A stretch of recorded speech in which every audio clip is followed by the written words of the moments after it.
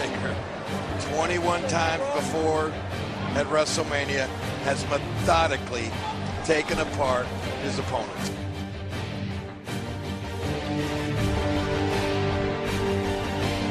You tell your client, Brock Lesnar, if he shows up in New Orleans at WrestleMania 30,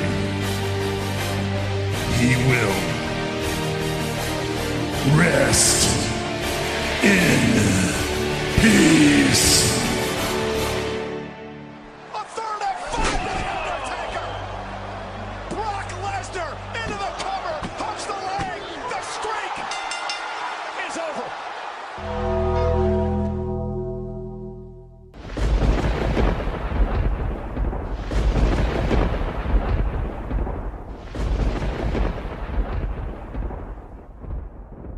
Ladies and gentlemen, please welcome the new WWE World Heavyweight Champion, Daniel Bryan.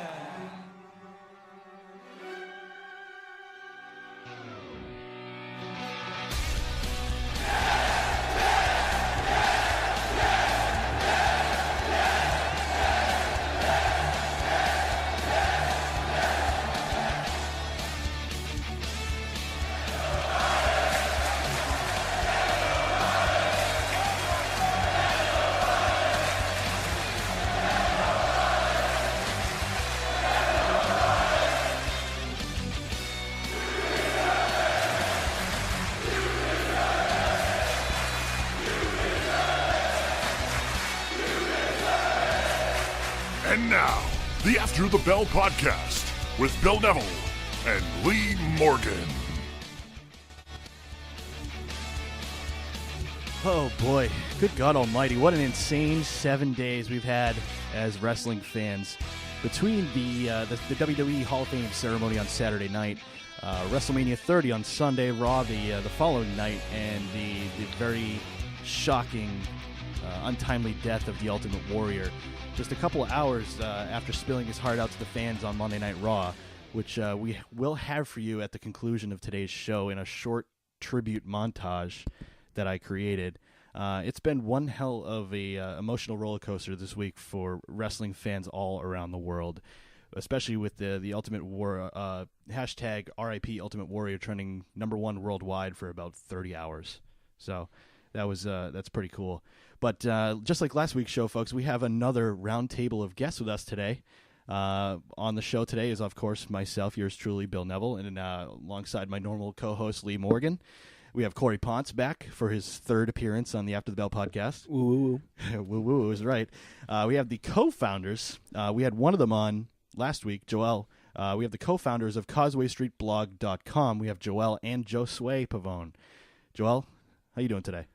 Man, I'm doing good. It's been a crazy, less than 7 days. It's been an insane week, and I'm just glad to be here, and let's just get it started, man. I hear you, and I've been dying to talk about this stuff all week. I mean, everything that's happened since the end of Tuesday, it's been itching at me the last 3 days to kind of discuss it with you guys. Like I said, Josue Pavone, Joel's brother, is joining us. He is one of the co-founders of CausewayStreetBlog.com. Josue, how you doing? Good. Thank you for having me, Bill. Welcome aboard. I'm glad you finally made it onto the After Bell podcast. Well, after this roller coaster ride, I mean, I figured this would be a best time than any, Absolutely. to come talk wrestling. Yeah, we got 5 of us here in studio. We don't have any phone-in guests today. Mike Riley will not be joining us as I originally thought he would. But let's jump right into it, folks, with the WWE Hall of Fame ceremony on Saturday. What was your guys' favorite speech? Lee, let's start with you. Well, last week I said Ultimate Warrior was going to be my favorite, but after going back, it was Jake the Snake. There you go. I didn't think Jake was going to be able to talk for more than about 2 minutes when he grabbed the microphone, and he was just like, it's almost like he couldn't even talk. What did you like about Jake's speech? It just came straight from the heart? It was real. Yeah. And it was very touching, and it definitely had me crying. So You should have taken a video of that and we put it on our YouTube page. Yeah, right. Just mascara just running down your face. That whole weekend should have just been videos of my reaction. Especially Paige on Monday night, yes. I assume. Yep. Corey, what was your favorite speech? I'll stick with what I said last week. Ultimate Warrior was my favorite speech, especially now looking back at, unfortunately, what's unfolded this week.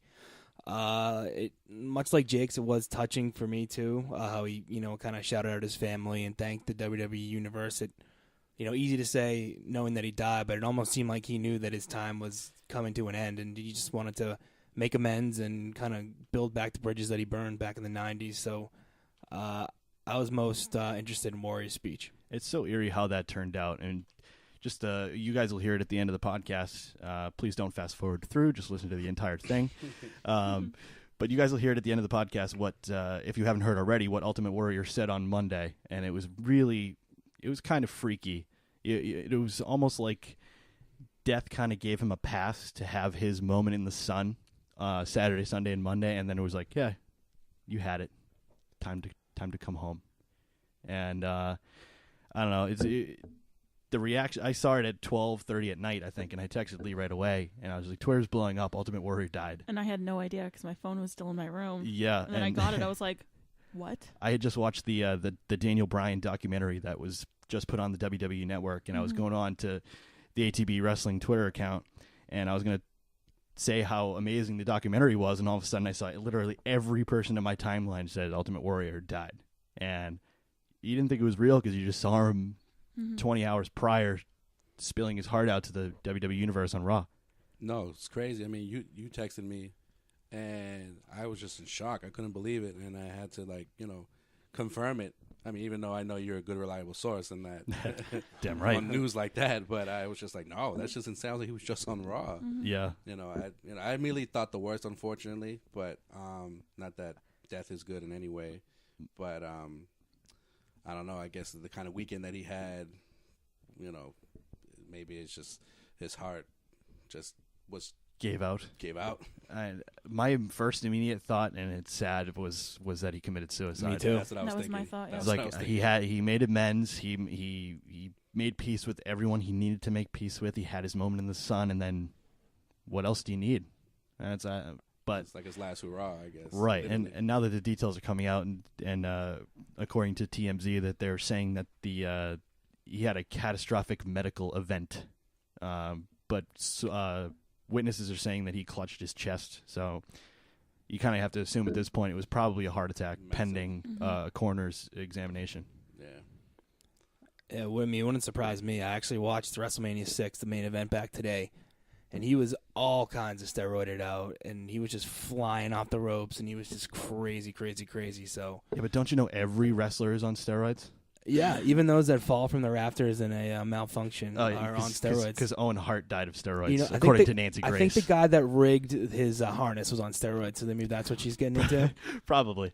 You want something to say? Yeah, no, I was just gonna say the reaction I saw on Facebook and Twitter was just positive for the most. Yeah. Mostly, and what I thought was most interesting was the reaction on Facebook from friends that I have that aren't necessarily wrestling fans, Right. And you think of in the past between Chris Benoit and other wrestlers that sometimes you still have those people who don't necessarily going to say the most positive things about a wrestler passing, but it was the complete opposite this week. Yeah. Just because his speech on Saturday was very inspiring and positive, and he clearly made amends with Vince and made amends with everyone he needed to make amends with. And then his speech on Monday, which, like I said, you'll hear at the end of the podcast, it was inspiring. And it's sad to think back that he passed away less than 24 hours after saying all those words. Anyway, moving on off that morbid topic, my favorite speech, and I'm not really serious here, but Mr. T loves his mother. Did you guys know that? I don't know if you guys heard his speech. I mean, Brodus Clay would have been proud. Somebody should call his mama. Did you hear his speech, Sway? I didn't, but for some reason, right after hearing you say that, it just dawned on me. I said, he would be like a mama's boy in the world. I don't know. And being a mama's boy in that speech is an understatement. Really? I got to hear it then. Literally, for the 30 minutes he rambled on until Kane came out and told him, get lost, pal. he was just kept referencing the Bible and referencing his mother the entire time. And then he came out on social media saying that he was upset about them cutting him off. Well, God bless him and his mama then. Yeah.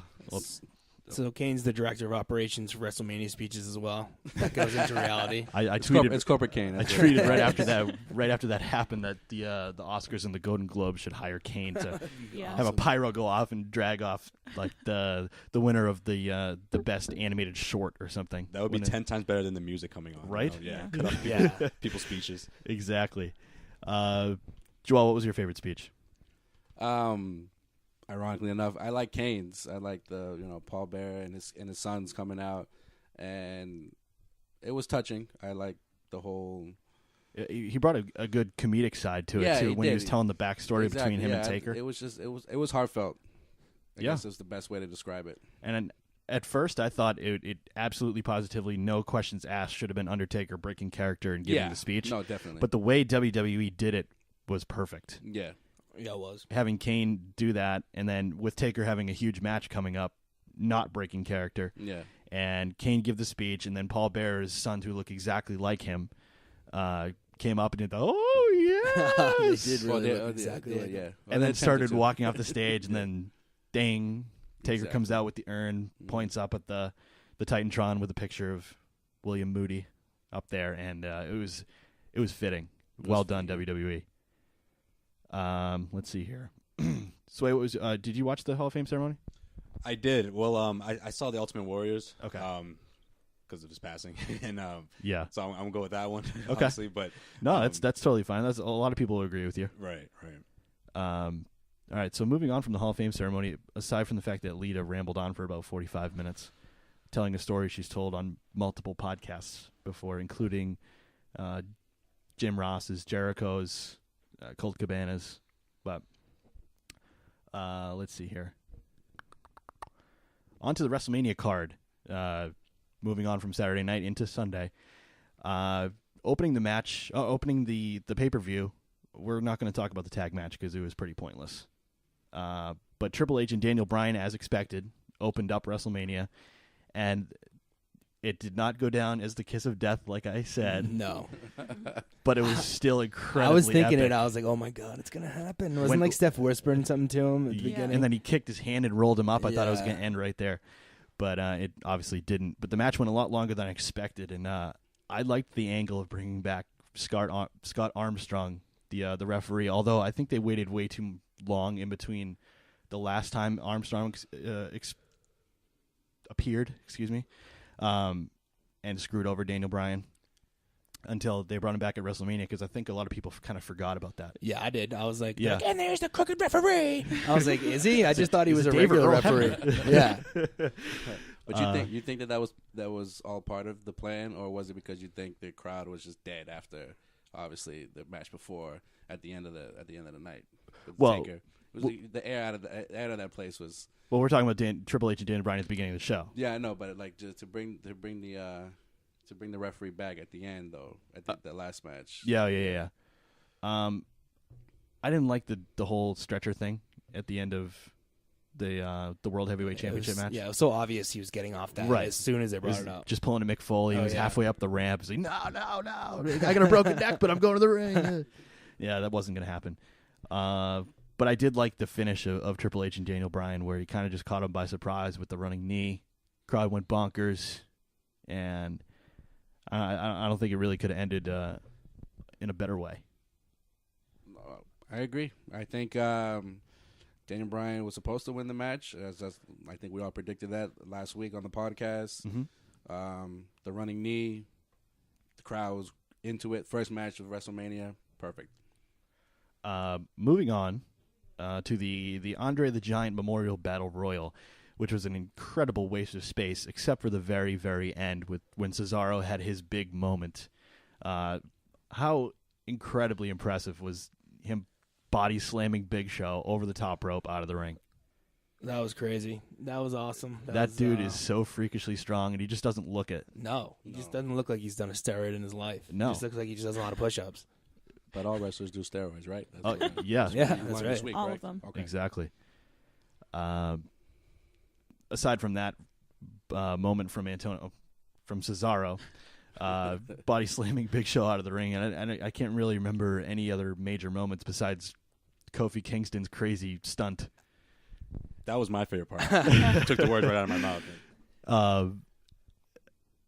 Every battle royal that Kofi's in, is he going to have one of these moments?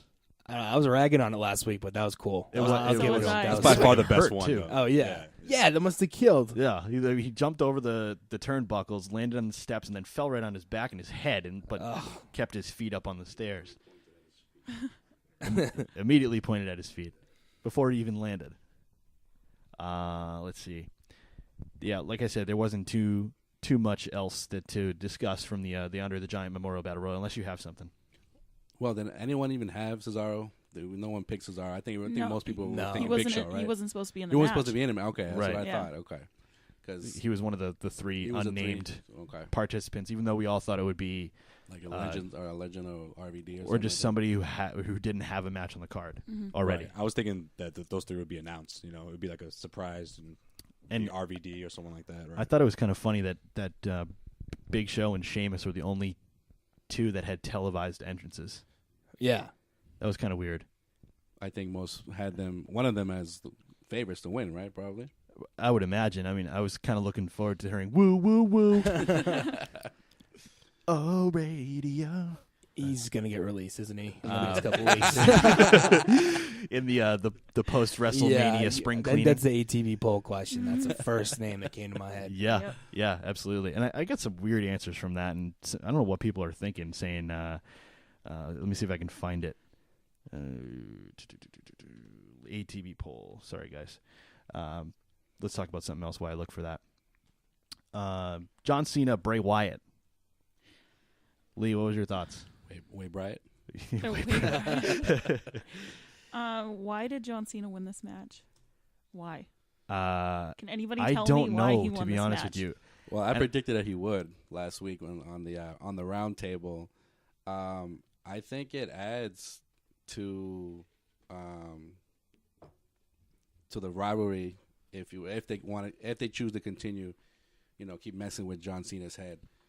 I don't know. I think it would be cool to keep going. In my opinion, I don't know if they're going to keep going with those two, but I think it would have made more sense with the rivalry continuing if Bray Wyatt had won, where John Cena gets his revenge and his never give up attitude and overcoming the hate and whatnot. Yeah, it was the WrestleMania of guys that got the upper hand on Raw, continuing to get the upper hand. Cena got it. And that doesn't happen very often. Barack got it. Yeah, it never happens. Yeah. So that's why I was surprised. But it's always good to have Cena go over at WrestleMania. He's the man. And like Joel was kind of saying, it's just the beginning of the feud. So I think going into the future, Cena will job out a couple times to Bray. To Bray. To Bray. Well, now you got me saying it. Well, I think Wyatt's popularity definitely goes even higher after this. Wouldn't you say? I mean, he's in a match with John Cena at WrestleMania. His popularity is off the charts right now. Which was impressive. The reaction he got from the crowd, and now it's only going to get higher. People appreciate a good character and a guy who's good in the ring, and Bray Wyatt is is both. I just hope they stick with that storyline. That would be cool. It would be awesome. Yeah. I'd like to see it continue for a couple months and keep least. Cena kind of out of the title picture. Yes, right. Where he is so stale, and that's why people hate him. But it'd be nice to see it go at least till maybe Money in the Bank. That would be nice, in considering Boston. I just got my tickets. Leah got her tickets. So what are you, Loge 4, row 2 or something like that? Yep. That's pretty good. So what did you pay, $65? Yeah. That's pretty wow. good. Sounds good. Yep. That's not bad at all. I'm still hoping for some freebies. Patrick, if you're listening. Wink, wink. No, but I think if it doesn't necessarily have to be just Cena one-on-one. It could be what we saw in Raw, Cena with Sheamus and a third person. Yeah. Whether it's Big E or I don't know who we're thinking, someone that doesn't necessarily like the Wyatts these days. Yeah, it makes sense. Going back to what we were talking about before, I finally was able to pull up the hashtag ATB poll. We had a couple of answers of people who people thought were going to be part of the post-WrestleMania spring cleaning. We have a Yoshitatsu. Come on. You gotta keep him. Gotta keep He's him. got the awesome Nintendo music. You Yeah. can't get rid of him. Give him another year. We got Ezekiel Jackson. I haven't seen him in like He's 2 gone. years. Yeah, he already got He's gone released. already. Yeah. Oh, He it's got gone, released yeah. like yesterday or 2 days ago. That's right. I'm sorry. I didn't. I forgot about that. It's okay. JTG. I would imagine he's probably on that God. cutting block. He's been on the cutting block for the past 6 years. Brooklyn. Yeah. After he stole Lance Cade's cowboy hat, whatever that was. I loved Crime Time when they first came out, when they were stealing Oh, me stuff and too. selling Me it to people. That was awesome. Me and Sway actually met Crime Time. Really? We, after a Raw, we were like waiting in the parking lot to see like all these like superstars come out, and they stopped and came out of their cars and started giving everybody high fives, and they were playing 50 Cent's. What's the name of the song? I Get Money. I Get Money. Just blasting it in this SUV and just going up and down Jeez. through the crowd, just giving everybody like high fives. It was awesome. It was awesome. Of course they were. He went for the embrace for me. I give everyone else high Wow. fives, but not something I brag about. Special but- connection. Yeah, yeah. I was gonna Thanks, say Joel. I was gonna bring that up, but for Yoshi Tattoo, they don't really like to cut the like ambassadors to different countries. Yeah, So I with feel like- Great Khali. Kali has like a 42-year contract, and He's making over $1 million knees a are year. made Did of you know that? dust. Yeah, that's insane. He's one of the highest paid guys in the company. He was a heavyweight champion at one point, right? Oh, come on. Yeah, then he's held the 10 or years held ago? the belt upside down when he was celebrating. With the Punjabi prison match Yeah. with Undertaker. Except that's the one where his enzymes are too high, so he couldn't go in. And then, Something Big like Show, that. yeah, you get in there.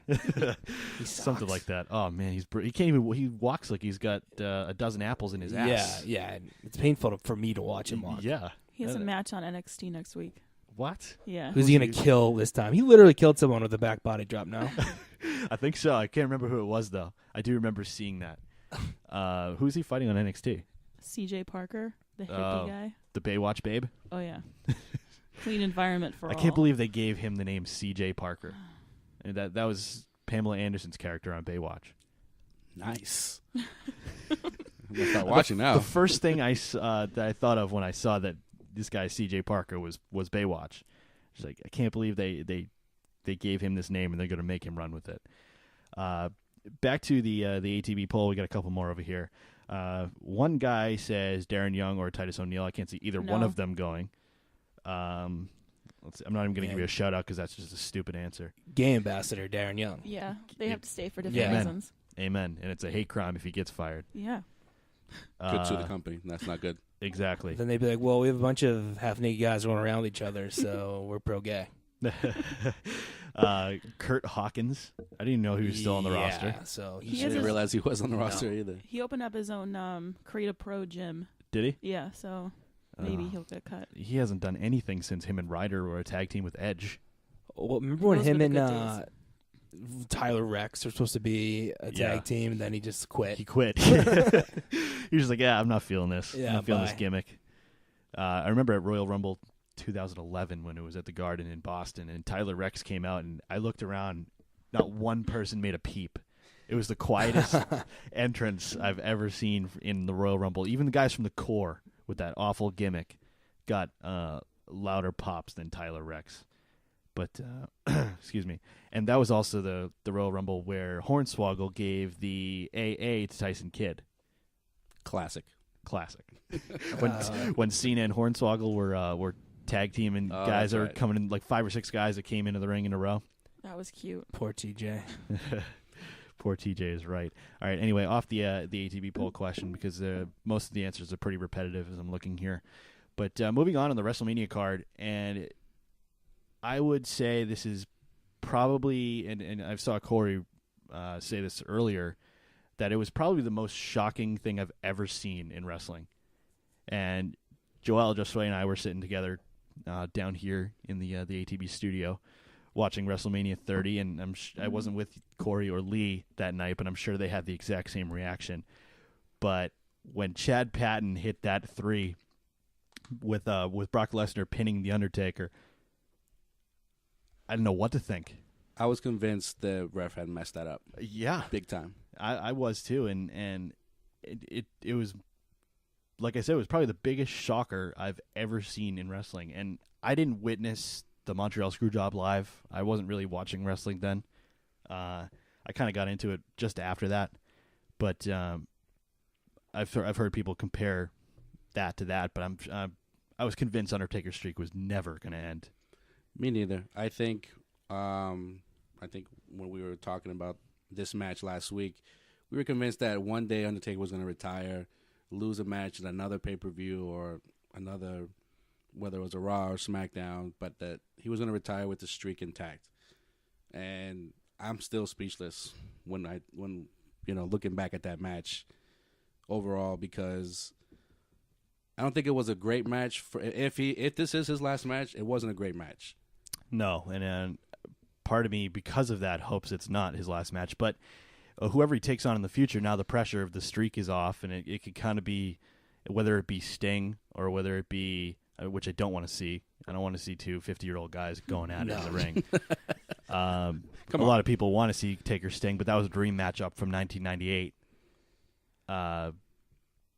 But if Taker's going to have another match at WrestleMania, that whole streak thing is off the charts, and he doesn't have to worry about that. And no, he can have a great iconic match with whoever it might be.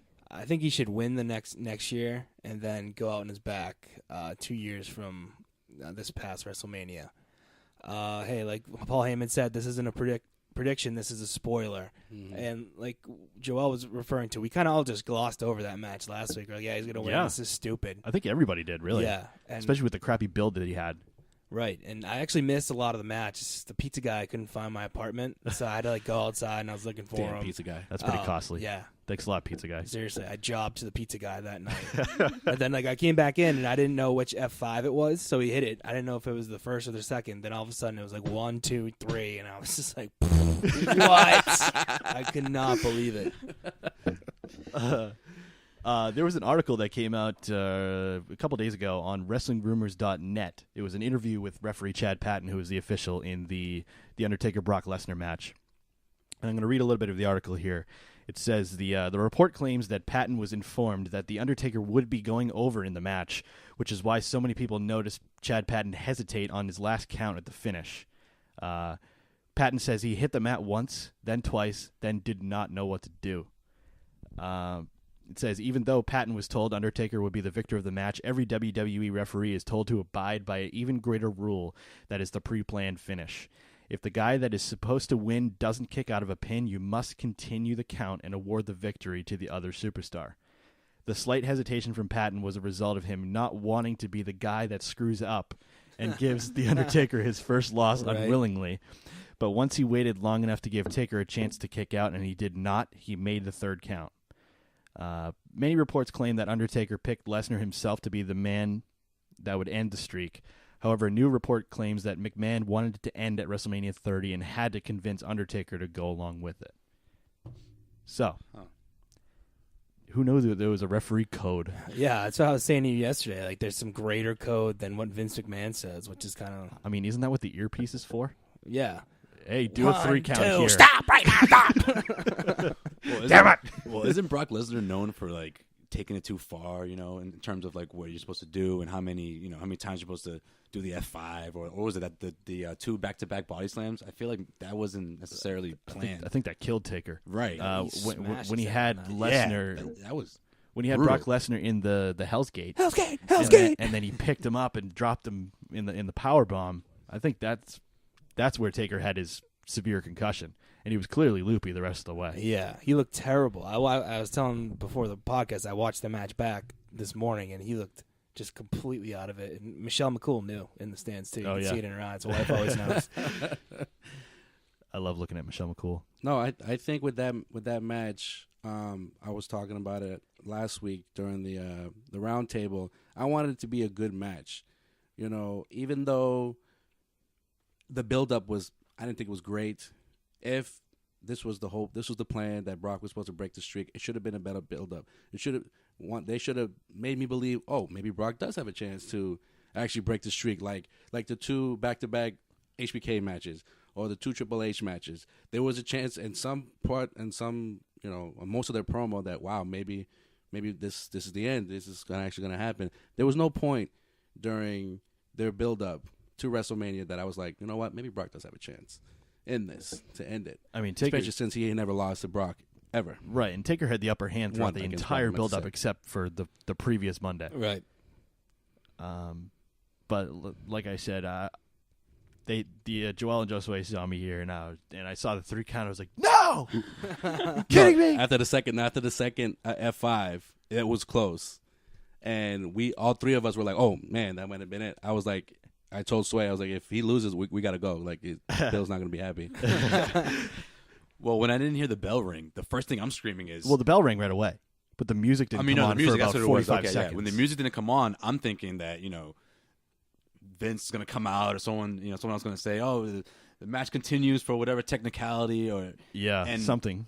And the way, how silent the crowd was the most eerie thing I've ever seen at WrestleMania at a conclusion of a match. I think that was the first time I've ever heard a crowd pop, but saying no in unison. Right, Yeah. exactly. It was like 1, 2, 3, no!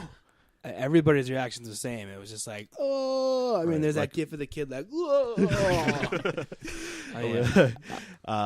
The WWE actually found the shocked Taker guy. Taker face guy? His name is Ellis Mbaye. I hope I'm not butchering that. That guy's I actually famous. reached out to him to see if he wanted to come out on the podcast this week, because WWE found him and found his Twitter handle, but he never responded back. He's still shocked. You He still has that same face all week. He's sitting there frozen. He's at the doctor's right now. So Ellis, I'm sorry to say, but you missed your chance to come on the greatest wrestling podcast in the world of podcasts. I don't know, man. I'm still having a hard time with that. Even if that guy wants to admit that he's still in shock or not, because it's hard to believe that 3 or 4 years ago, Undertaker was the world heavyweight champion. Yeah, and the way he looked in that match, he looked old. His look in general makes him look old. When the second he cut his hair, you could see his age. When he had long black hair and the crazy eyeliner and he looked about 5-10 years younger. Nah, he looked slow. The match was slow. I rewatched the match actually earlier today, and the match was barely 20 minutes long. It was a quick match, but it was a slow match, if that makes sense. No, trust me. I know exactly. Yeah, what you're you know saying. exactly what I'm saying, right? And it dragged. It dragged. dragged. A lot of people got bored. Yeah, and he only had one half-ass tombstone. He seemed like he wanted to make him tap more than anything else. Or Lesnar's head missed the map by like 2 feet on that tombstone. Yeah, and it wasn't even properly executed at all. It just looked like everything he was doing in the ring hurt him. Because I bet you didn't want it to end. Yeah, he just looked terrible, and he looked like he was in pain the whole time. And obviously, he was severely concussed for a majority of that match too, as we learned. Right, one choke slam and then 3 F5s. Hey, if The Rock couldn't kick out at 3 F5s, Taker at age 48, 47, 48. I'm still with my boy Ellis, though. I'm still in shock. I'm still in shock, too. I'm just not happy about it, regardless. And you guys know how big of a Taker mark I am. No, I definitely know that. We've had endless conversation about Taker. Oh, yeah. Has he tweeted at all? Has he said anything? Or is he just like... Who, Taker? No, not Taker. Taker doesn't tweet. No. Dead men don't tweet. The Taker guy. Is this Ellis guy? Oh, yeah. He's... okay. So he hasn't just shut off all social media and just isn't... No, but I'm sure he's getting hounded by people. Right. Oh, okay. Because WWE keeps promoting the crap out of him, too, and it's probably getting annoying, I would imagine. But his Twitter handle is Ellis Mbaye. It's Ellis, and then his last name, I hope I'm pronouncing it right, is Mbeh. Oh, okay. So can we talk about like the other side of the coin in this match? What happens now with Brock? I mean, Taker chose Brock, whether we want to accept it or not. Right. At this point. So does this make Brock relevant again? Does this mean he's going to be? We're going to see him more often, maybe in the title picture? Who else could have broken the streak? That's the part that bummed me out the most, is that Lesnar's just like a 7 or 8 Raw a year, 3 pay-per-view a year, part-time guy who doesn't need the rub. He's already a star in everything he does. And for the fact that somebody could have got the ultimate rub, like somebody like a Roman Reigns or a Bray Wyatt or even a John Cena, really, could have got the ultimate rub from beating the Undertaker's streak, and they hand it to somebody who doesn't really care all that much. Apparently, I think if Brock lost this match, that would have been the end of Brock. We wouldn't have seen Brock. Since he's been back, he's lost to Cena, he's lost to Punk, he's lost to Triple H. Right. Like, I think he wants to continue making money, but he wants to be relevant as well. What else can you really do at this point besides go for the title? I mean, outside chance for him and Rock somehow get into some type of feud, but he's feuded with all the top guys at WWE, save for Bryan. So where else can he go? That's the only thing he can do, and he's only on, whatever 7 or 8 shows a year, it's not going to work. And like we were saying before we started recording here, it looks like it's going to be a 6-man tag match at Extreme Rules between Triple H, Randy Orton, and Batista taking on the Shield, which means that takes Triple H, Randy Orton, Batista out of the title picture, and they're not going to not have a WWE World Heavyweight Championship match at Extreme Rules. So the next logical choice would be Brock Lesnar. I would agree with that, because who else you gonna throw in there? What other heel is there to go after Daniel Bryan? Yeah, exactly. Besides the CM Punk dream booking, there's nobody. I would love to see that happen, but if he didn't return in that Raw at Chicago, he didn't return at Mania, and he didn't return on the Raw after Mania, I don't think you're going to see him, at least for a while, maybe even ever. Do any of you guys think this might be like just a great PR move for WWE? Because, we talk about how, it was all over social media. People who aren't huge wrestling fans were talking about, how the streak was over. Oh, it was in mainstream news. Right, exactly. So then now you think of those, big-time Brock Lesnar fans who are, big into UFC. Maybe they start watching WWE a little more. Maybe they, engage into the storylines and try to build him up to, not necessarily, get the title, the first chance he gets, but just kind of keep him relevant and keep him in that loop.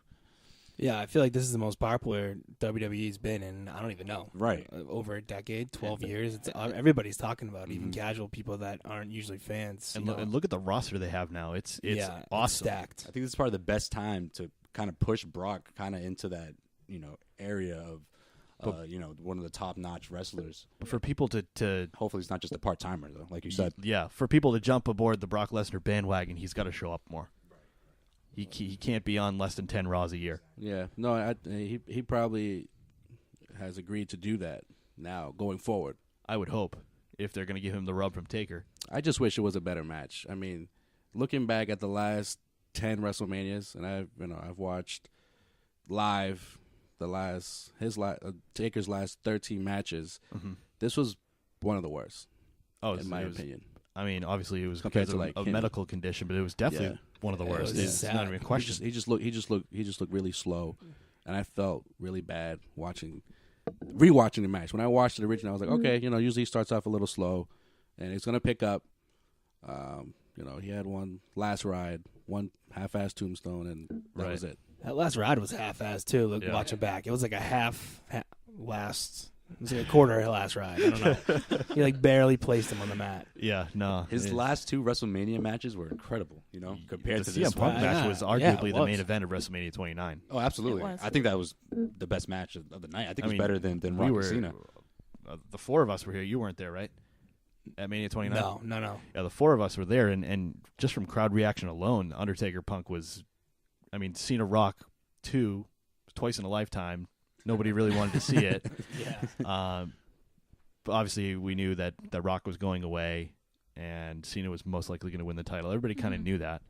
But CM Punk Undertaker was... I'm still having a hard time with that, by the way. But that's not what we're talking about right now. Just no, that was a good match, and the Brock Triple H match last year. Yeah, that was really good. Where were we? Oh, talking about Brock and yes, title picture. Like I said, aside from Brock Lesnar, what other heel is there to go after Daniel Bryan's title right now? CM Punk, if he decides to come back, or if they want to bring him back. But that's unrealistic at this point. But is there anyone else besides maybe Bray Wyatt? Yeah, Wyatt, but he's kind of doing his own thing with Cena right now. Right. So. Well, does Cesaro stay where he's at, or does he become a heel? Well, with him aligned with Paul Heyman, does Yeah. he stay face or does he go heel? He's sort of like in between. He's in between right now. Yeah. I like Cesaro, and I like the push he's been getting, but I don't know if he's ready for that yet. For the heel turn? Yeah, no. Or just a feud with Bryan for the title. Yeah, I mean, they could easily put on amazing matches. Right, yeah. But neither one of... Bryan kind of is, but Cesaro's definitely not on that main event level just yet. No, he needs a little more seasoning with a couple more feuds. Especially he needs to talk more. Even though he's with Heyman now, who will most likely do most of the talking, I'd like to hear Cesaro talk a little bit more. Just because he's got kind of that unconventional voice, but I mean, he could still put himself over because people love what he does in the ring. Well, that's true. But then you got, Heyman, he can talk for anybody. Yeah. Paul Heyman could sell a vegetarian a steak. I mean, that guy can talk. It's impressive. He's a great advocate For the beast incarnate, Brock Lesnar. And now the King of Swing. And the King of the Swing. king of swing. That is good. They got to have him come out to like Val Venus's music now as the King of Swing. That'd be awesome. Or maybe some Brian Setzer orchestra. Yeah, jump jiving way on his way out there. Exactly. That's exactly what I was going for. So we're all in agreement that Undertaker, the ending of that match was one of the most shocking things we've ever seen in wrestling. Probably If the not most shocking the- thing I've seen in WrestleMania. Yes. At a WrestleMania. Yeah. I'm still not over it, and probably never will be. No, I'm with you on that. Because I thought for sure that Taker would lose his last match, but I never thought it would be at WrestleMania. At least if it was a better match, better build up. If I'd it is his accept last match. yeah, exactly. I would accept it more. I would say, well, at least we were highly entertained, but I don't know if I was entertained. Right. And even though he had the 22 caskets, right before it, I love that. I still thought he was going to win. Yeah. I didn't. Some people might have just said, "Oh, maybe that's a big hint that he was going to lose it." But I still there wasn't a single part of me that thought he was going to lose that match. No, not even remotely Right. did it cross my mind that Brock Lesnar would get the 3 count. Well, how about those that bet in Vegas that he was going to lose? They won big time, didn't they? yeah. Oh. 35 grand or something. What was the line on that? It was 4-1. No, it was higher than that. Was it higher than that? Wasn't it Okay. like 40 to 1 or something like Something like that. And that guy bet, like 38,000 pounds, which is like whatever it is, 70 grand he lost Yeah. on that bet. that? Yep. Brutal. Idiot, dude. Why are you betting on wrestling? Why are you betting 35? Why are you betting on grand scripted television? wrestling? Yeah, come on, man. Clearly, people have insiders, and obviously from Paul Heyman's reaction and the stories that are kind of coming out now, saying that only Vince, Taker, and Brock knew that Brock was going over. Why would you ever bet on something scripted when there's insiders and leaking stuff all the time? Money to burn. If you got money to burn. Yeah. Well, I was at Foxwoods last night, and I was playing roulette, and I was throwing down $10 minimums on first 12, second 12, third 12, and I get this guy next to me who's cashing in $1,000 chips for $100 chips, and I was like, Jesus Christ. It's probably the guy who thought about doing it the last 3 WrestleManias in a row, and then this was the time that he decided that he was going to throw down Yeah. $1,000 or whatever on Taker. Oh, no. So off that depressing topic of Undertaker losing, we move on to the main event of WrestleMania 30, which was the triple threat match for the WWE World Heavyweight Championship between Brock Lesnar, Brock Lesnar. Wow, where am I going here? Do you know something? Do you know something that we don't know, Bill, about some future Lesnar match? is camped out in your head right now. I can't get Brock out of my mind. He's haunting me. He's conquering your mind. Randy Orton, who is the reigning WWE World Heavyweight Champion, Batista, and Mr. Yes, Daniel Bryan, who defeated Triple H early in the evening to get himself placed into that match. I thought the main event was awesome. The crowd was stunned and killed, and there was even reports of people that were leaving after Yep. Undertaker. That's a joke. Yeah, come on. Come on, bro. And Separate you yourself. know, That place was pretty quiet, though, after that. and you know Vince is a smart man. He's not stupid. He knows that if he's going to book Undertaker to lose, you're not going to have Daniel Bryan lose. No. And literally the Mercedes-Benz Silverdome would have burnt to the ground if Brother, Daniel Bryan had lost. It was the Superdome, brother. How awesome was that beginning of WrestleMania, though? Best We moment didn't for even me. cover that yet. I'm convinced that they sent Stone Cold, like, look, you got to correct this guy. 'Cause that's twice. And this crowd is going to get a little rowdy. He should have stunned both their asses. I was a little disappointed. That was so great. No, but you get to drink a beer with them. Come on. Yeah, It but was see just Hogan drinking that beer? He might as well put his little pinky up. He was drinking it like a tea. He was like, Even Rock smashed them together and poured them on his face. Austin, meanwhile, is just dumping 3 of them down his chest. It was so good. I want to be the guy that throws beers to Steve Austin. It's the WWE timekeeper. I forget his name. I want to be know the his name? timekeeper. I forgot, but he's worked there forever. Yeah, he's been there forever. Him and Tony Chimel are and Yep. Howard Finkel are the longest tenured employees at WWE. I can't remember his name, but he's the one that throws Austin the beers. Lucky man. Anyway, back to the main event with unless you want to say something, Sway. No, it's okay, Bill. No, I didn't see you. no. grab the microphone. I was just gonna say, just the whole the moment of it, it was incredible. But then I loved how like The Rock's speech where he used all the wrestlers' names into it. And it was kind of like his poetry, right? His poetry, right?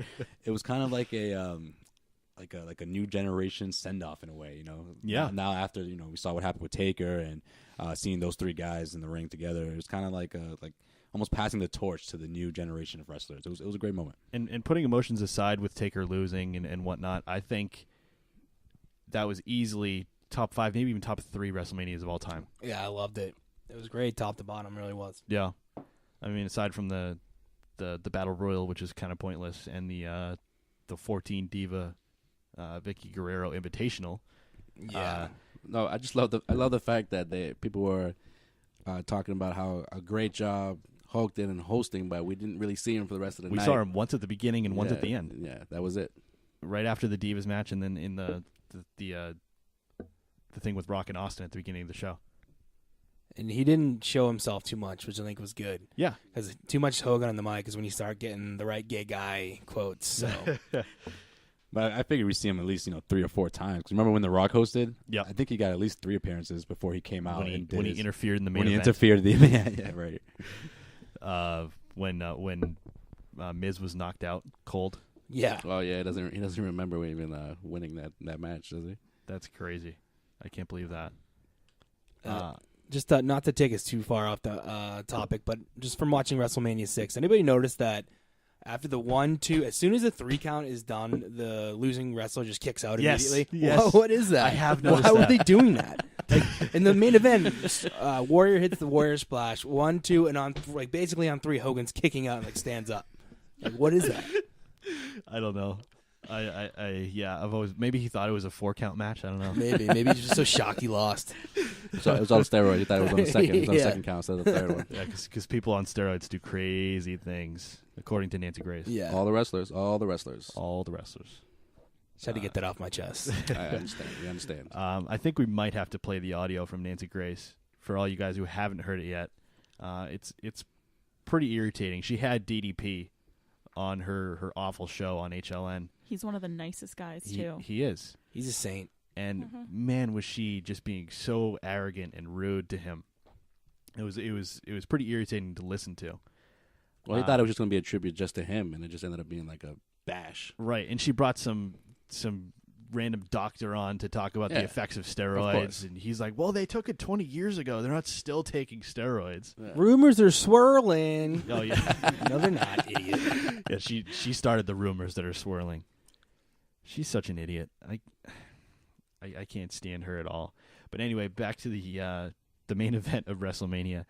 Was there any doubt? Like I said before, was there any doubt after Taker went down that Daniel Bryan wasn't walking out of New Orleans the world champion? They have to leave the fans happy. Yeah. Exactly. I was still sad. I told you. I was like, I can't even really. I mean, I enjoyed the win, obviously, but I was still hurting. And I thought it was great the way they had Daniel Bryan have somebody tap out rather than have him win in a pinfall with 2 other guys. There was a couple good false finishes before that. I think Orton hit an RKO, Batista did Batista bomb, and I thought that could have been the end. But how about that double? When Orton landed how's on your the back, monitor? Randy? Oh, that looked nasty. Oh man, I can't believe he doesn't have a giant bruise on his back. Yeah, when we saw him on Raw, it didn't really look like there was anything wrong. No, it didn't with look bad. But I was so happy, and it was almost like Vince was sitting in gorilla position out back, going, "You're welcome." When Bryan made Batista, the one who everybody hates, tap out. I know, right? And Vince is just like, I knew all along, suckers. Did anybody catch Randy Orton's face when he pretended to like reach out? Yeah, when he was outside the ring? Outside the ring, like, there at the apron. no. Yeah. Come on, Randy, really? Make an effort, kid. It's you got 2 belts on the line here. Yeah, I love the ending to that match. Like I said, having Bryan win via submission.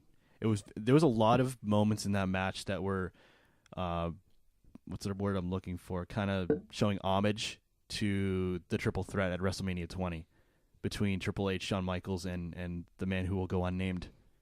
That Benoit? Yes, Benoit. Yes, Yeah. CB. Yeah, I said it earlier, and then right after I said it, I was like, "Can I say that?" I was like, "Yeah, wait, I can say that." Yeah, all right. Well, we're not WWE affiliated, Right, yet. exactly.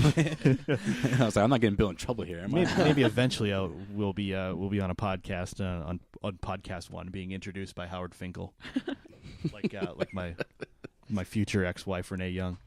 But until then, murder jokes, Benoit jokes, all fair game. Just listen back to my appearances. Yeah, last week especially. All murder jokes. This is absolutely true. Corey is he definitely breaks down the fourth wall when he's on here. Yeah, we were talking racism Hi, and murder jokes last week. Maybe this podcast will be better off when Bill Neville's dead. And these other glad-handing yes men you have surrounding yourself with. Of course. Well, isn't he the new Benoit, kind of? Like, we've been talking about this. Me and you, Bill, had conversations like he's the little engine that could, kind of. Always been held down. Yeah.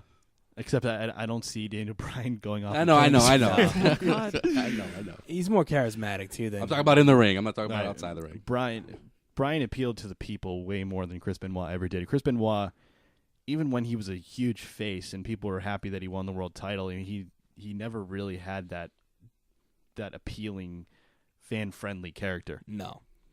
And he was always just kind of like the ruthless aggression. Yeah, he was the underdog. I mean, we still rooted for him. Right. No. I didn't. I knew what he'd become. I always hated him. Yeah? No. You knew I hated his shrunken arms, though. Cool. He wasn't a very humble human being. No, like Daniel definitely Bryan not. is. He was kind of a weird dude too. Yeah. I told you all this. I met him a couple weeks before that whole incident happened, and he's just kind of a weird dude. Just even the picture I have with him, he's got the stone face. Like, I'm pretty sure he was a face at the time too, because I think he was world champion when I met him. I would have wanted to be alone with him, whereas D-Bry, I'd love to spend a Sunday afternoon apple picking with him or something. Right, or him and Brie. And I've had the pleasure of meeting Daniel Bryan at when he came in before Night of Champions in 2012 to WAF, where one of the stations where I am currently employed. And he was a super, super nice guy, very friendly, came in, "How you doing, man? Nice to meet you, Daniel Bryan." You don't see that from a lot of guys. But Daniel Bryan is definitely one of those guys that he warms the hearts of the fans, and that's why people get behind this whole yes movement. And they want to see him succeed. They want to see the little guy do well. And if you guys watch the Daniel Bryan documentary that WWE just put out on the WWE Network, you'll see a lot of that. He talks about how small he is, and his whole career that people are telling him he's way too small. He's under 6 feet. He's under 200 pounds, but everybody always told him that he couldn't do it, and it was a great underdog story, and it's kind of inspiring in a way, even though it is scripted and everybody knows that. It's kind of inspiring in a way to see somebody work his ass off for 13 years and get to the pinnacle and achieve his dream. Definitely. No, definitely. But isn't it better now that he's the WWE World Heavyweight Champion instead of just being one or the other? Because he's been both. For hours at a time? Well, I mean, he was a heavyweight champion before, Sheamus beat him in 18 seconds a few WrestleManias back. Mm-hmm. But isn't it better that he, they took the title away from him back at SummerSlam? It was just a WWE championship, and now he's the WWE World Heavyweight Champion. I just think it's fitting. He's the man. The crowd had it right. You deserve it. Yeah. Because he does. He really does. Does. When I'm, almost... I don't want to say crying tears of joy, but just genuinely happy for Bryan Danielson, the man. Mm-hmm. That's when you know that he's a good character and a great wrestler, and most likely a good guy from everything we can see. I mean, even on that god awful Total Diva show, which is a guilty pleasure of mine, but it is you terrible. Love it. I do. I love it. But you even see that with Daniel in the show. He's just a level-headed dude. He's a humble guy. Yeah, exactly. Gotta stay humble. He doesn't want. He's not used to the success, and he doesn't like the fact that he's called a celebrity or a pop culture icon or anything like that. Yeah, he said it makes him uncomfortable when people come up to him and make a big deal about him. Right. Yeah, I think if he had his druthers, he'd be in Aberdeen, Washington, just logging, just whatever it's called, logging. Just eating vegan cupcakes with Brie Bella all day long. And just screaming, yes, all day long. Or having Brie scream that all day long. Whoa! Hey, PG, guys. PG. Little attitude error flashback, my bad. Now we got to put up a disclaimer at the beginning of the show now. because Corey brought in some sexual content. I've always been a badass. What can I say? It wasn't sexual content until you said it. Sexual content. Yeah. It was implied. No, you just made it weird now. Give the microphone back to your brother. You'll never, ever be here again. So how long do you think he's champ? Oh, a while. A while? Okay. Yeah, I think he'll go till next WrestleMania. I agree. That would be awesome. I agree. I think they're going to keep putting him over. Who do you think will be the next Money in the Bank winner? What's that? Just touch the bottom. Alexander Rusev. There you go. Alexander Rusev. There you go. You're good. I can hear you now. A little malfunction over here with with Lee's microphone. You can let it go. Should be okay. Talk to me. Hello. There you go. Oh, good. Perfect. Good. All right. we can edit that out. It's fine. Alexander Rusev, you think he's going to win Money in the Bank? Yeah. Okay. Interesting. Coming right up from NXT and going right into the Money in the Bank? I say Cesaro. I was going to say that too. I think he's being built into clearly one of the top guys.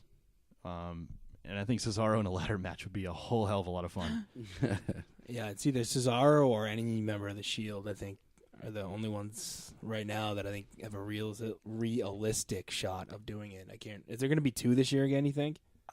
I don't think so. I don't think so. I think it stays as one. I think the Shield stay together a little bit longer before they start individually killing each other. I would love to see them finally drop that World Heavyweight Championship belt. Just stick to the one that's sitting next to Joel there.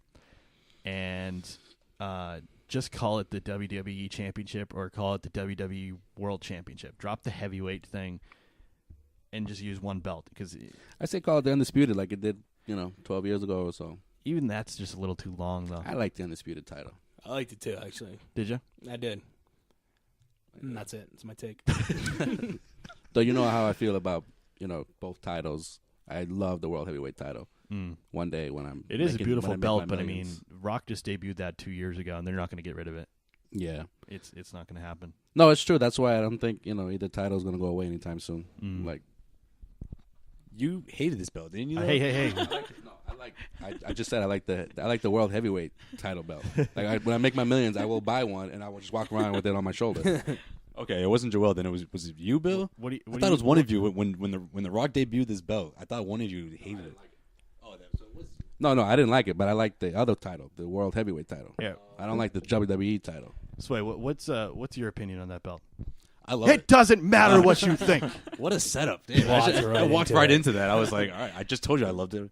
No, well, now I'm going to talk about why I love it. In the words of Damian Sandow, you're welcome. It has that kind of vintage look to it, but I think it's really cool. It grew on me. I didn't love it at first. I liked it, but it's definitely grown on me. And the more I see it, and I have the little $20 Kmart version of it, but it still looks really cool. Still shiny. And I like Isn't it looking the at El it. Torito version? Yeah. If you guys are listening to last week's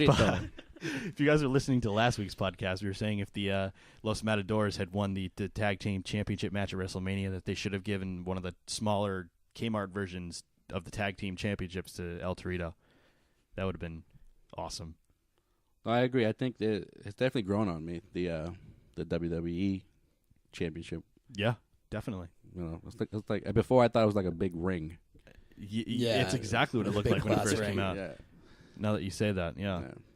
But it's cool. I like the plates that you get, personalized plates. It's great. Awesome. I didn't notice it on Brian's. Does it say yes, yes, yes? Yeah. It does. Is that what it says? I did notice the red. I assumed it was it red. says Yeah. it's red, but it says yes. Yes. Okay, cool.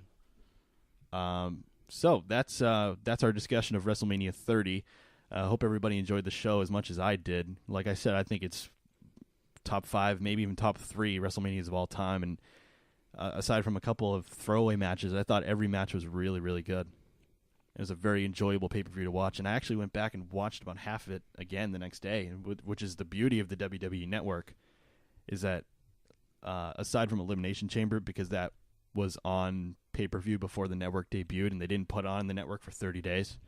But now, after every single pay-per-view, you can watch it almost immediately after it happens. I gotta hang out here more often with you, Bill. So They're not going to be called pay-per-views anymore. What are they going to be called? Sunday special events. What? Yeah. Really? They announced that So yesterday. are they eliminating cable provider pay-per-views altogether? I have no idea. Because I mean, I think that's- once more people, get on the network or subscribe to the network, pay-per-views won't exist. There's some cable companies that don't. They're not holding them. They're not showing them anymore. Yeah, I mean, WWE Already. announced to their shareholders that it cost them about $40 million to launch the WWE Network. And they released a number after WrestleMania saying they had 667,000 some odd subscribers to the network. And at $9.99 a month with a 6-month commitment, I did the math out, and it comes out to about $39.9 million. So after 6 months, they're going to break even. Yeah. They're doing just fine. Yeah. They're saying that they're a little disappointed with the number because they wanted 1 million followers. I mean, Yeah, 1 million I was subscribers. gonna say that. I was like, that's kind of low. I would thought it would have been closer to 1 million. But I mean, since it launched on February 24th, I mean, it's only been a month and a half, and they already have 660,000 subscribers. Right, and for their first, real big pay-per-view, WrestleMania, besides a few couple hiccups here and there, the actually Xbox streamed. 360. Yeah, it streamed pretty decently. Yeah, I mean, all things considered, it didn't crash. No. You had a couple of lag moments. It was irritating the hell out of me a couple of times where it lagged for about 5 seconds, and then a little bit later, it skipped ahead like 15 seconds. Like, it happened during the Taker match. It happened during the Taker match, and it happened all of a sudden during... he was on the top rope. We're like, wait, how did he climb up there? Well, it's Taker. I mean, just... Oh, yeah, you're right. I'm sorry. That was I thinking. But it happened during the opening promo with Austin Rock and Yeah, that was annoying. Hogan. Thank you. And then during the pre-show, all of a sudden, went into AM radio. I was like, what the hell is this? I texted you, Bill. I was like, Yeah. please tell me this is not just on my Xbox. And I had 7 or 8 people here, and I was, come on, guys, I'm trying to host a party here. Josh Matthews, you sound like Anyway. No, I was tempted to be like, Bill, just order the pay-per-view. We're all throwing like $5. Yeah, Have this nice and clear, because that was you could tell when it was coming, when it wasn't like HD. You were like, okay, something's gonna happen, and then that's exactly what happened. Right. But it got better as the night went on. Yeah, luckily. Hopefully they kind of figure that out, because a lot of people said they had no issues at all when they had the Roku devices and Apple TV and all that. Most of the only people I heard that had issues were Xbox 360. Yeah, I don't know why they're so Damn Microsoft. hesitant to get on and fix the Microsoft product to WWE. It's not even on Xbox One yet. Like, how hard is it to get it on there? You just got to create the app. I mean, I would assume it's Yeah, not right? that difficult I for mean, people who work in Microsoft. They already have the blueprint of what they want to do. Is it going to be that Right. much different than the Xbox 360 And the version? Xbox app is pretty bad. Oh, it's awful. The menus are horrible. Right, don't hit right bumper while you're watching something. You're It goes right to the end, and then Yeah. you have to fast forward manually through it. Awful. That's- My biggest issue with WWE Network is when you're watching a pay-per-view or something like that, and then we're all humans. We have stuff to do. Something comes up, you have to leave. You can't start from where you left Right. off. You had to start all over. You have to start all over, or you have to look at the time and be like, oh, I stopped it at 56:12. I'm going to come back and fast forward it all the way to there again. That's like so 1994 internet. Like, Right. that's terrible. I mean, Netflix gets it. Figure it out. And sometimes if you ever fast forward, then the whole screen's just shifted to the right, so Yeah. you can't see half of what's going on. It's like, come on. So I went on Amazon the other day and I bought a 10-foot HDMI cable. So I'm going to start You sure watching. you didn't get the 50-foot? That's usually how they sell them these days. 10-foot. And I'm just going to plug it into the computer and stream it on there. There you go. Yeah, right? Might as well. You know, the stream never cut out on the computer. I went on a couple of times while we were watching on here on my computer, and it was totally fine. It was completely clear HD, no issues. But Xbox always has their problems, and you couldn't even watch it in the Xbox for the first 2 weeks of the network. No. And I don't know. And then they only had like 12 pay-per-views on there. And I kept looking, like, where are the WCW and ECW ones? And there was just no reason. I was pretty irritated. I mean, obviously this is first world problems, but I went on. Yeah.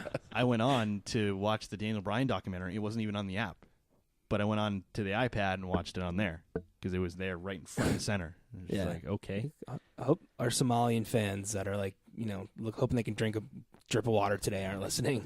Like, oh my God, I couldn't get it on all 12 of my devices. Oh, terrible. Like I said, it was first world problems. I'm not complaining that much. Moving on, we're not going to discuss Monday Night Raw too much because we're already over an hour in. This has been great, you guys. Thank you for coming on again. Hell yeah. For our WrestleMania post biggest week in round WWE table. in a while. Right. WrestleMania! And I'm happy to announce that we went From last week's show, we had 12 subscribers on iTunes, up to 38. Awesome. Nice. So, very pumped about that. Did you get Slash Man's review? Someone wrote a really nice review on that. I saw that. It wasn't Slash me, Man. I swear. Was that Truman? Truman wrote one, and this guy named Slash Man wrote one too. Yeah, I read that. That was, and they were both 5-star reviews. It wasn't me again. It was on me. All right, it was me. I know who you are, Slash Man. I'm at a loss for words here. Go ahead, Joel. No, I wasn't going to say anything. No, you No, grabbed the microphone. I thought you were going to say I was something. going to say I didn't know you were Slash Man because I was going to say, hey, he's just started following me too. You know? So Yeah. Never mind. Slash Man's just secretly following everyone on Twitter. Like this guy's your biggest fan, right? Here. Right? Never mind. No, just shameless self-promotion on my part. Oh, absolutely. He keeps retweeting everything, and we're like, who's this Slash Man? Big fan. Every he is. time I see a review or anything positive said about the podcast, it's a great feeling. And when Lee and I started this podcast back on January 29th, when we were so fired up about the Royal Rumble, I talked to her. I had only met Lee a couple weeks before that. Oh, God, this damn microphone! I gotta retape that afterwards. First SmackDown. Yep. In Worcester. In yeah. Worcester, yes. Worcester. Joel was there too. It was awesome. That's the last time we saw CM Punk in person. Yes, it was. Well Sad turtle. Who was that? CM Punk. Philip Brooks. Oh, Philip Brooks. I'm sorry. I'm like, CM Punk? Am I not talking about the right person? Phil Lee. I know, Phil Lee. Oh, man. Think she's going away because they're going to like finally get. They're engaged, Well, they're right? engaged. They're finally Maybe they're gonna gonna get have married. an instant marriage. Oh, Who knows? They're going to be married for like 5 seconds. Probably. CM Punk can never keep it in his pants. No. He's done so many divas in his career. They're gonna go honeymoon at like Comic-Con or something like that. He's banged more divas than he had the number of the. Nah, that joke was good. The title reign, 400 people. I got you. Yeah, he has sex a lot. That's the joke. He's the best in the world at what he does. Yeah. more sexual content. More sexual content. Yeah, all from me. TV 14. Keep pushing the rating. Exactly. I'm not going to discuss Monday Night Raw too much, but there's a couple of moments that we wanted to go over. Awesome crowd. Amazing crowd, and you guys heard some of it in our intro that I cut some audio from with the chants for Daniel Bryan, with the super loud yes, yes, yes, the Daniel Bryan chants, the you deserve it chants. I mean, it was so loud the entire night. I mean, even I don't like how it's like the cool thing to cheer the heels. Like it's cool every once in a while, but I mean they're bad guys for a reason. You're supposed to boo them, Right. but the reactions that Bray Wyatt was getting were phenomenal. Bad News Barrett had a huge. Bad News Barrett. He's back. I He's love wrestling again. that gimmick, by the way. A lot of people hate it. I love it. I think it's great. And now that he's finally getting back into ring action too, will make it even better.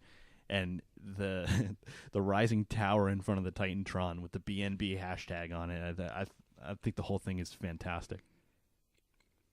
I mean, yeah, was a pretty good Raw. You know, RVD came back as well. Yeah.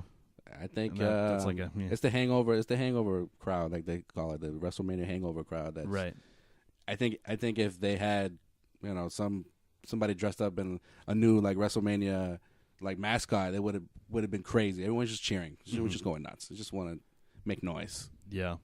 We had a couple of. Well, we only had one that we saw, but we have 3 NXT talents that are going to be hopefully primetime players pretty soon.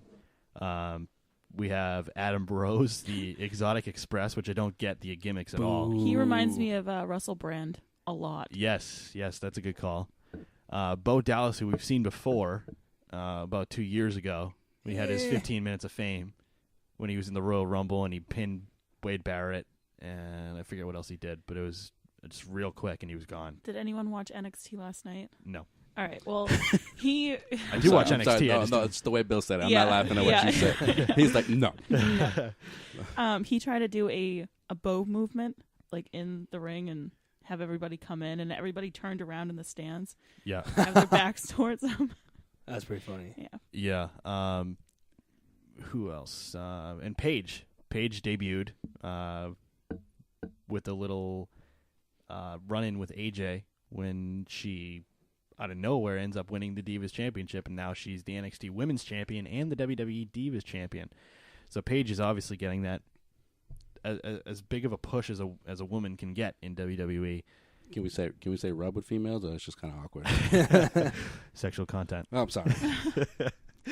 But Paige is, if I know Lee's a huge fan, but if anybody has a chance, definitely go back and watch Paige versus Emma for the first ever NXT Women's Championship, and it's one of the best women's matches you'll ever see. Will do. It's on my list. Definitely, it was about 15, 16 minutes long, which is an eternity for women match, and it was just reversals and all sorts of crazy stuff in the ring. It was entertaining It was without all very the women entertaining. screaming. And there was "This Is Awesome" chants, and you got to be doing something right to get "This Is Awesome" chants. Joel, you got to go. Joel's got to run to work, but we want to thank Joel for coming on his second straight week. I was trying not to bring attention to myself. No, I'm sorry. It's totally fine. It's. Were you gonna tiptoe out of here? You're just gonna hand the mic over to your brother and just. Nah, man. I was just gonna take my headphones off and kind of let him finish off. Just fade off into the dark. Should have been like, and we're talking about Be a Star campaign. You want to hear a personal story about Bill Neville? I muted his mic. I muted his mic.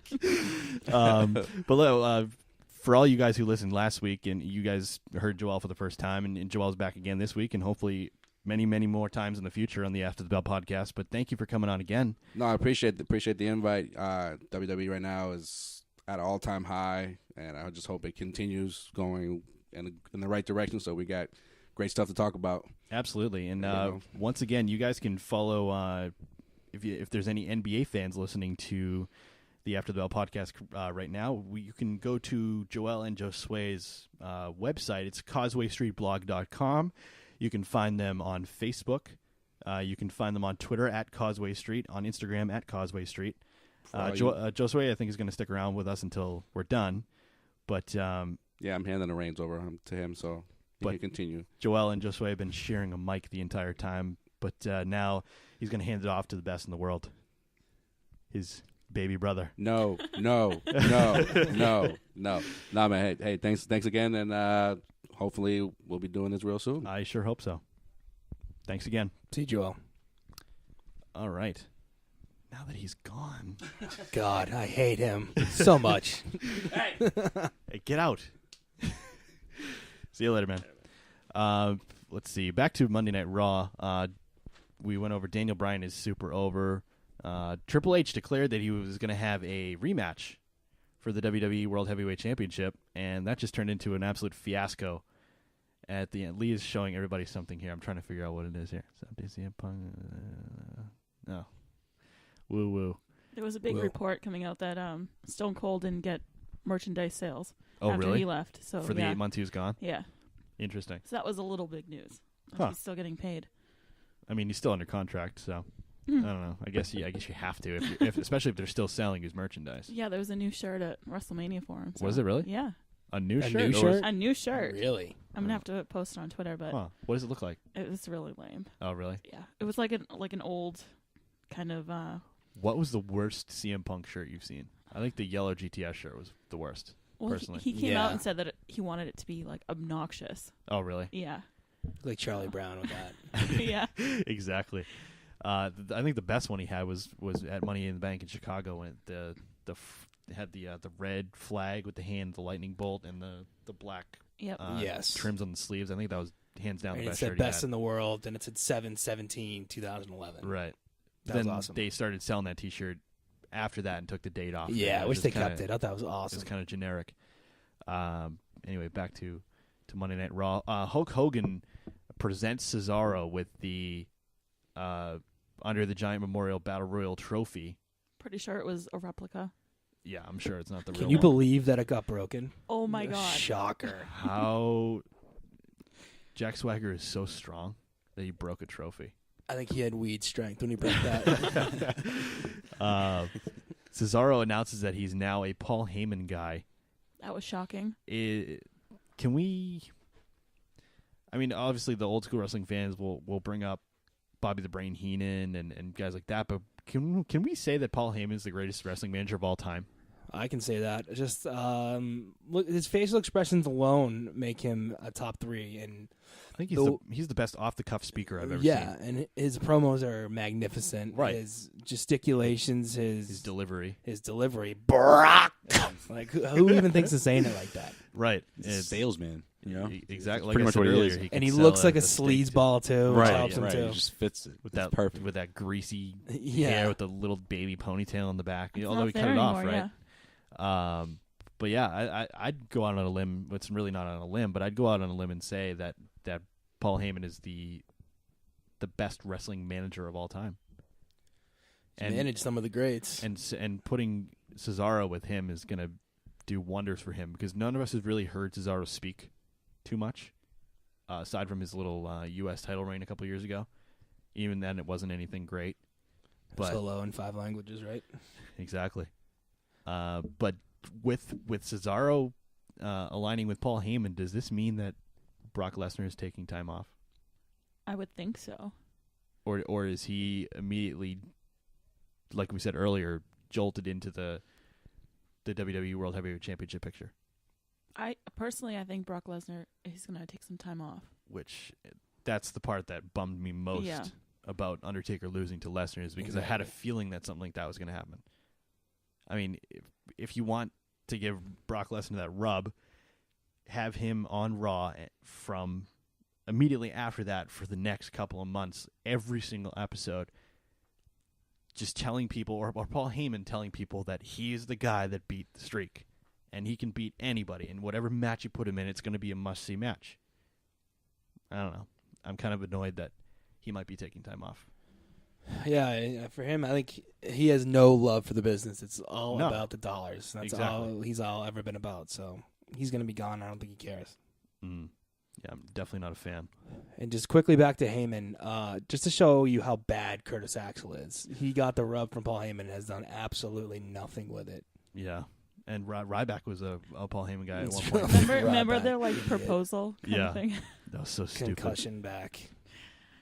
I mean, it's funny because Curtis Axel is a great in-ring talent, but even with the rebranding after he was Michael McGillicuddy into changing his name to Curtis Axel, which was an homage to his father, Kurt Hennig, Mr. Perfect, and Larry the Axe Hennig, his grandfather, which is where they got the name Curtis Axel. He still couldn't do anything with it. He's a wet blanket. He has absolutely no charisma. None. And during The Rock's return to the ring, he said that Joe Hennig, which is his real name, was his training partner in the ring to get him back in ring shape. So that it just blows my mind that The Rock would choose him, and he can't do anything on TV. I don't know. I just don't see where they're trying to go with that. He should start throwing himself passes for 100 yards. He should just steal Mr. Perfect's gimmick, honestly. Why not? Probably. Ted DiBiase tried that too. Didn't really work. This is true. And now he's no longer with the company. No, he's seen some weirdo documentary. You seen that commercial? I have. It's weird. I don't get it. Off to another topic here. Obviously, I'm sure most of you have heard, as every wrestling fan pretty much has been talking about, is the tragic, unexpected death of the Ultimate Warrior on Tuesday evening. It was just so weird to see him give this heartfelt speech on Saturday, him appear on the stage on Sunday, and then give another heartfelt speech on Monday, and then be dead on Tuesday. It blew my mind. It blew wrestling fan all over the world's minds. And now, because it's gotten such mainstream attention, Diamond Dallas Page ended up going on to Nancy Grace's show on HLN, and she annoys me so much, but I want you guys to hear this in case you haven't heard it. And this is the audio from the interview with Nancy Grace and Diamond Dallas Page, where she is just completely misinformed, incredibly rude, and just incredibly irritating. Take a listen. Tonight, a major WWE superstar dead.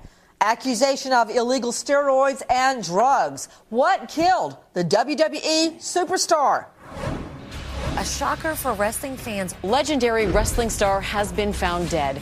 James Hellwig, a.k.a. the Ultimate Warrior, was just 54. It comes after he said something to fans just days ago that now sounds very eerie.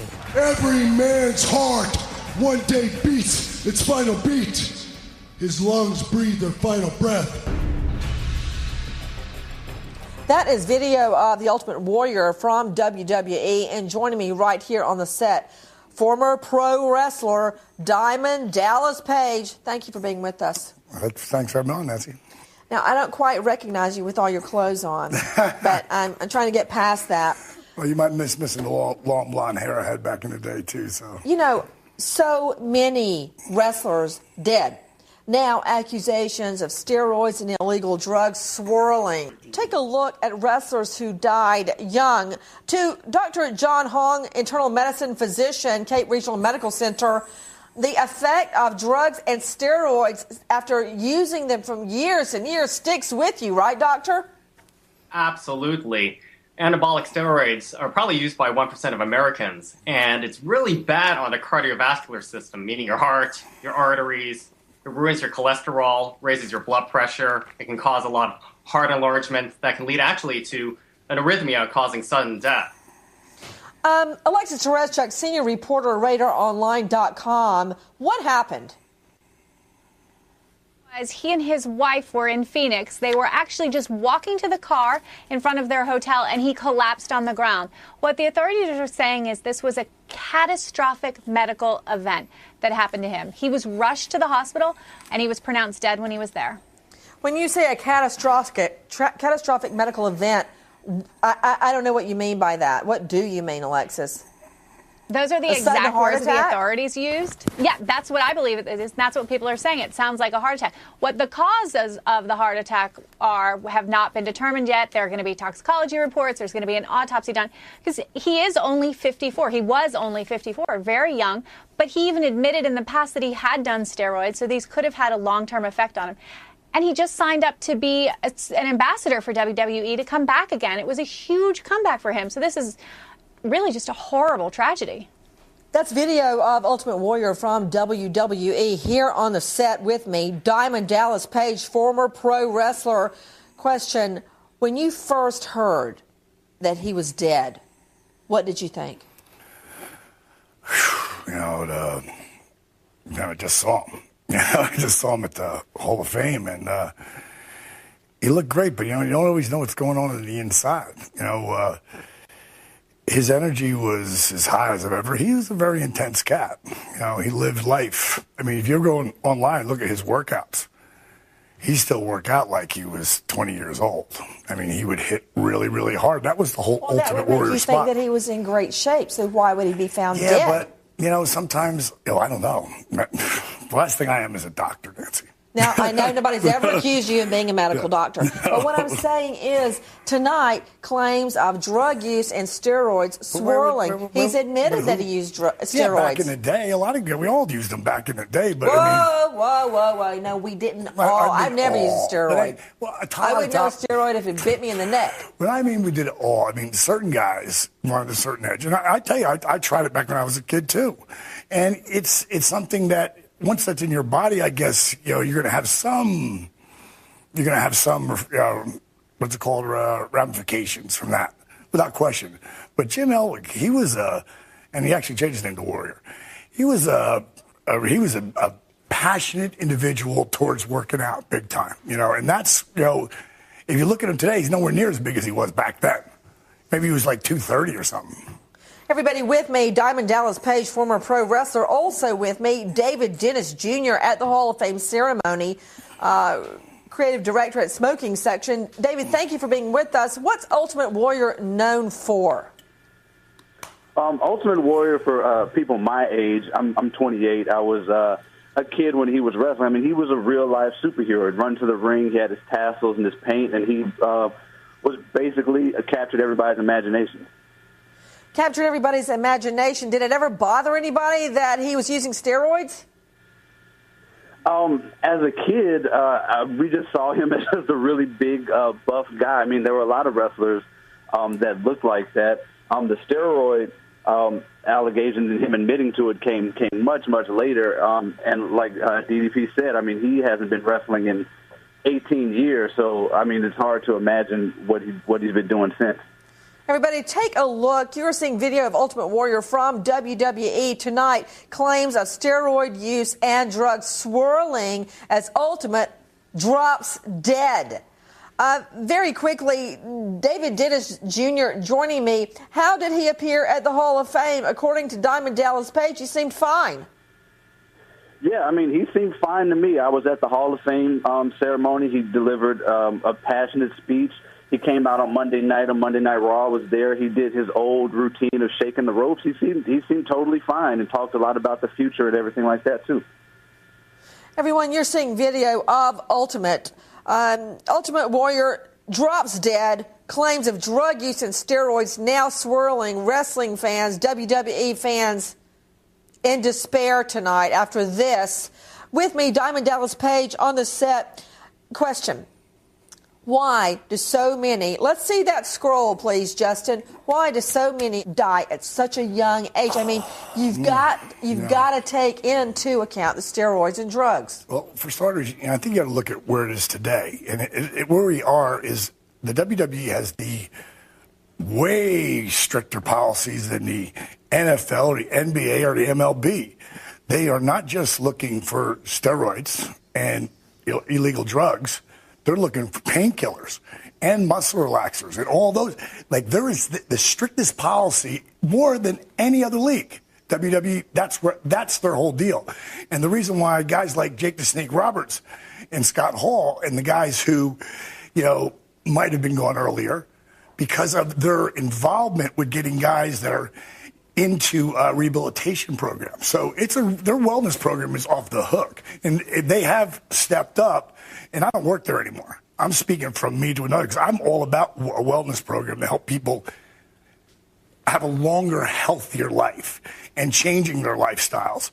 Back in the day, a lot of athletes took advantage of themselves. Jim Hellwig, to me, I've been watching him for the last 10 years, 5 years on YouTube. Strong 5 years. He was a health fanatic. Now, who knows why anybody's heart just stops like that, Obviously, he wasn't out partying like crazy the night before. He was with his family down there, So he was a real family man. So that was Nancy Grace. Normally, I would never play an 8-minute clip on the podcast, but she was just so incredibly irritating that I kind of felt the need to play for you guys how stupid she sounded. I mean, it's not even she's not really informed. And that's her problem. She's making all these assumptions. Go ahead. She's never informed, though. That's been pretty much the basis of her career.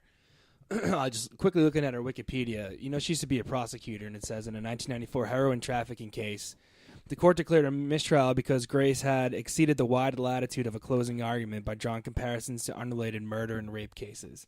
So she really has a knack for sensationalism, and she's such a fool. And who's that squid doctor, too? Oh, yeah, absolutely. The 1% of Americans are currently on anabolic steroids. Yeah, I don't know. Didn't we put you in a dumpster? Yeah, I got out. That's what that guy reminds me of.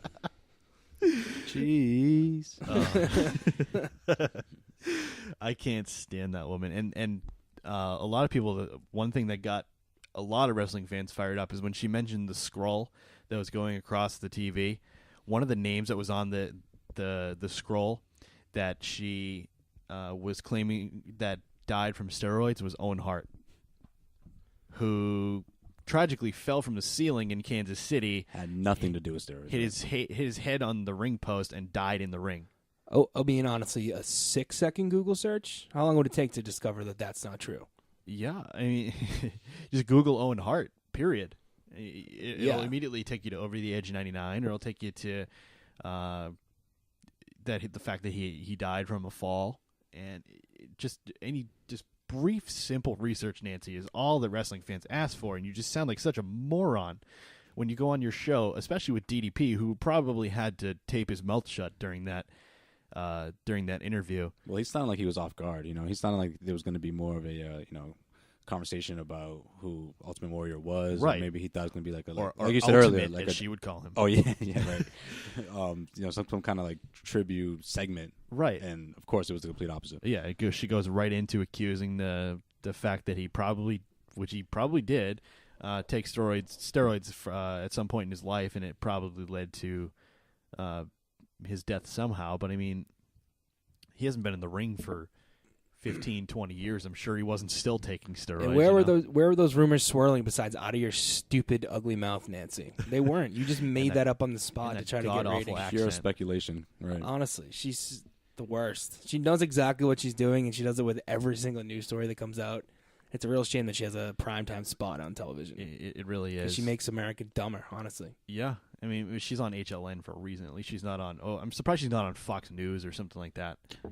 Was she originally on Fox News or CNN? So. Was she? I think she was on Fox News, and then she got bumped. Well, that doesn't shock me. You're getting bumped from Fox News. They have cartoon character Sean Hannity with his own show, and you're getting bumped, Nancy. Think about that for a second. Yeah, have fun with that. Bill O'Reilly must have told her to take a hike or something. Yeah. I think the best thing that came out of this, though, was all the wrestlers that said something about it, especially Cody Rhodes. All the wrestlers, and somebody started a petition that has like tens of thousands of signatures on it, trying to get Nancy Grace off of TV. I'll sign that. Yeah, that's awesome. I didn't know that. I think it's great. Obviously, it probably won't do anything because she's kind of like the Michael Felger of she just brings controversy and loves it and bathes in it. Felger, at least sometimes, or all the time, pretty much has some basis of why he's saying what he's saying now. For those of you who are not from the Boston area, Michael Felger is a sports radio host in Boston who's just kind of an antagonist. He's a troll and he's an agitator. Exactly. But it's based with some knowledge of the content he's talking about. It's not just he's taking random things and saying whatever he wants to fit his narrative. Well, he is. But Nancy Grace says it all the time. Right. I don't know. That watching that back or listening back to that it drives me crazy. And like we were discussing earlier, none of us really had an emotional attachment to Ultimate Warrior. I mean, I never really watched him. I wasn't old enough, or I didn't really start watching wrestling until after he was done.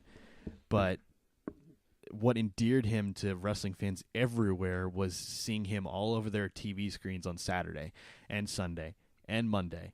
And then all of a sudden he was gone after all this inspirational talk. And go ahead. I was just saying earlier, the sad thing is, looks like he was trying to mend the bridges that he had broken. Right. You know, if you paid any attention to him these past 10 years, he's kind of gone off the rails. I think he said something like queering doesn't make the world work. Yeah. He made some comments how Martin Luther King shouldn't have his own day. And I think he said something about Hurricane Katrina, too. Yeah, like New Orleans was asking to be burned down like Gotham was in Batman Begins. Like, so he was kind of saying some crazy things, and I'd like to think he was trying to make it right. This weekend was the start of that, so it's kind of sad that he died before he could make things right. Right. Well, what were his plans when she said that he was planning to be an ambassador? Well, WWE? they signed him to like an ambassador or like a Legends contract where he would reappear, make appearances every now and then, or kind of be on the road with them, almost like an agent type of role. Like when I met the Shield a couple weeks ago, I don't know if you guys remember, but former referee Tim White, who is alive and well, by the way. He was actually on the Daniel Bryan. I saw. Yeah. I was like, damn, I saw him. But anyway, he was the agent for the Shield on site. He was just kind of hanging there, like making sure everything was going cool. But I think that was sort of the role in some fashion that Warrior signed on to do. I don't know if he was going to be on the road nearly as much, but some sort of fashion like that. Yeah, and in the ring, you can't take it away from him. He was totally intriguing. He always got the fans' attention. Yeah. Like I said, I was watching the WrestleMania 6 main event, and he's the only guy I've ever seen continue to taunt and like go while Hogan's like coming out, his music's on, and Warrior's still in the ropes like what are you doing? He was an out of this world character for sure. But unfortunately, we're all going to miss him, but his legend will live on with the WWE Network, and the speeches that he gave over the last 4 or 5 days were incredible and will live on like all his other content. Right. Would you agree with that, Lee Morgan? Yes. Cool. That's not how we say yes around here. Yes. Yes. Yes. Yes. Yes. Yes. Yes. There you go. But that's pretty much all we really had on our plate. But I have a little surprise for you guys in a second. But that's going to do it for our WrestleMania Week Rewind edition of the After the Bell podcast. As always, I'm Bill Neville. You can follow me on my personal Twitter account at Bill_Neville. Thank you to my weekly co-host Lee for joining me once again. Give the ATB fans your personal Twitter account so they can follow you. My Twitter? Your wrestling Twitter. Oh, my wrestling Twitter. You can follow me over at WWE_LCM. All right. And Corey, how about you? You can follow me at CT Ponce. Send the same cadence as CM Punk. PONTES. And for all of our listeners who are meeting Joe Sway for the first time, where can we find you on Twitter? You can find me at Joe_SWAY, Joe Sway. Joe Sway. And it's Right. not really spelled like that, but that's how it sounds. Phonetically, exactly. Yeah. Exactly. That's where I was going with that. So thank you, Bill. Appreciate it. Thanks for having me. Thank you guys for coming on. Thanks again to Joelle, who unfortunately had to leave a little bit early to go to work. But you guys can follow their NBA Celtics blog at Causeway Street on Twitter.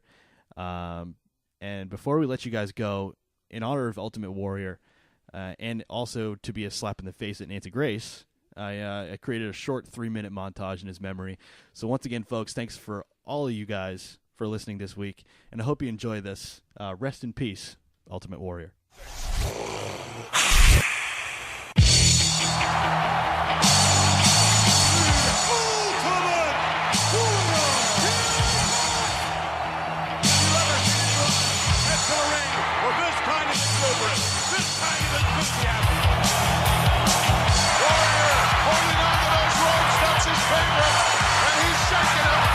Power of the Ultimate Warrior is something that you want to feel, that you want to taste. You felt the power that makes the skies rumble and the earth shake. I was sitting in parts unknown, wait for the next spaceship, the airplanes, and the lightning bolts came down from the sky. Look out, the bitch flies. 1, 2, and we have a new World Wrestling Federation champion, the Ultimate Warrior.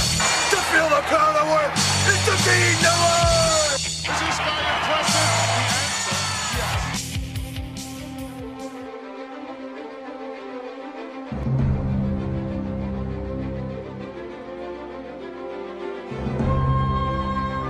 Speak to me, Warrior! No WWE talent becomes a legend on their own. Every man's heart one day beats its final beat. His lungs breathe their final breath. And if what that man did in his life makes the blood pulse through the body of others, it makes them bleed deeper in something than larger than life, then his essence, his spirit will be immortalized by the storytellers, by the loyalty, by the memory of those who honor him and make the running the man did live forever. You are the legend makers of Ultimate Warrior. In the back, I see many potential legends, some of them with warrior spirits, and you will do the same for them. You will decide if they lived with a passion and intensity, so much so that you will tell your stories and you will make them legends as well. I am Ultimate Warrior. You are the Ultimate Warrior fans. And the spirit of Ultimate Warrior will run forever.